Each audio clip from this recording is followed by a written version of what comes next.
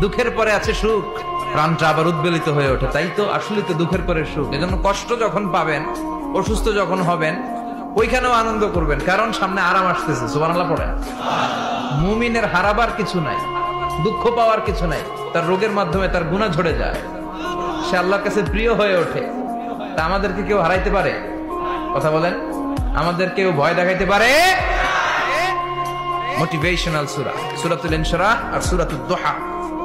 এখানে অনেক huge motivation আছে। যারা হতাশ, যাদের জীবন ভাল লাগে না, মরে যেতে মনে চায়, গার্লফ্রেন্ড গালি দিছে, আছে না নাই? আবার বয়ফ্রেন্ড গার্লফ্রেন্ডের গালি দিছে, এ ওড়না পেঁচায়া ফ্যানের মধ্যে ঝুলে আত্মহত্যা করে। কত বড় পাগল! তুই মরলি কেন? গালি দিছে তো কি হয়েছে?